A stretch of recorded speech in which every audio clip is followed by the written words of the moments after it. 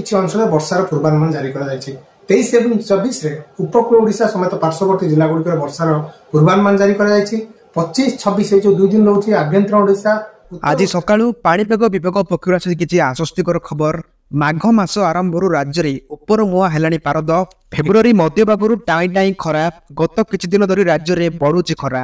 ए वर्ष स्वाभाविक ठारू 5 ରୁ 7 डिग्री ऊपर रहिबो पारद। उत्तरରୁ दक्षिणରୁ पूर्वରୁ पश्चिम सबुटी खरार दाऊ एवं यारी प्रभाव लोक मध्य अस्तव्यस्त हो गलेनी। किंतु यारी मध्य एक आश्वस्तिकर खबर आसुछि। दक्षिण उपकूल आंध्र उपकूल रे एक गुरुचाप बलय पुणी सृष्टि होगा जाउछि। एहारी प्रभाव राज्य में उष्म वायु प्रभाव हेतु एवं ता सहित पश्चिम झड़र सक्रियता हेतु राज्य में 28 तारिख पर्यंत वर्षा लगी रहिबो बोली पाणीपाग विभाग आसिछि किछि बड़ खबर। तेबे आसंता 24 घंटा मध्य 5 ରୁ 6 जिला गुड़िक बिजुली सहित घड़घड़ी वर्षा को नहीं पाणीपाग विभाग सतर्क सूचना जारी करिछि बा येलो वार्निंग जारी करिछि। सेही जिला गुड़िक कौन कौन चलंतु देखिबा। ता आगुरु आपण माने वीडियो को लाइक करि नियंतु, ता सहित चैनल को सब्सक्राइब करी आपण मानकर केउ जिला निश्चय गोटे कमेंट कर जणांतु। मिलिथिबा सूचना अनुसार चलित वर्ष ग्रीष्म प्रभाव को दृष्टि रखी आगुआ प्रस्तुति और पदक्षेप ग्रहण करने पई राज्य सरकार अंटा भिड़िछंती। ग्रीष्म मुकाबिला पई राज्य सरकार एक 24 सूत्री मार्गदर्शिका प्रस्तुति करने सहित यह सुनिश्चित करने जिलापाल मानक निर्देश देइछंती।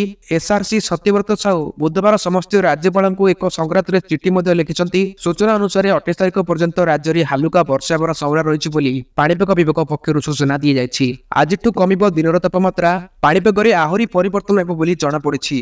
तेबे पाणीपाग विज्ञानी संदीप द्विवेदी पूर्वानुमान अनुसार केउंझर, मयूरभंज, बालेश्वर, जाजपुर, केन्द्रापड़ा और भद्रक जिले में हालुका वर्षा देखा मिल पारे एवं परवर्ती समय में वर्षार विस्तृति ता सहित प्राय जिला गुड़िक वर्षा देखा मिल पारे। तेबे से जिला गुड़िक रायगड़ा, कंधमाल, गजपति, गंजाम, नयगड़ा, खोर्धा, पुरी, जगतसिंहपुर, कटक, ढेंकानाल, जाजपुर, भद्रक, केन्द्रापड़ा, केउंझर, मयूरभंज, बालेश्वर एवं एथिमध्यरु केउंझर, मयूरभंज, बालेश्वर, भद्रक, केन्द्रापड़ा, कटक, जगतसिंहपुर जिले में बिजुली सहित घड़घड़ी को नहीं पूर्वानुमान करी येलो वार्निंग यह सब जिला गुड़ी को जारी कर आसंता 25 तारिख पर्यंत बौद्ध, अनुगुल, ढेंकानाल, जाजपुर, कटक, केन्द्रापड़ा, भद्रक, बालेश्वर, केउंझर, मयूरभंज यह सब जिला गुड़िक येलो वार्निंग जारी कर जिला गुड़िक बिजुली सहित घड़घड़ी को नहीं हालुका वर्षा हो पारे।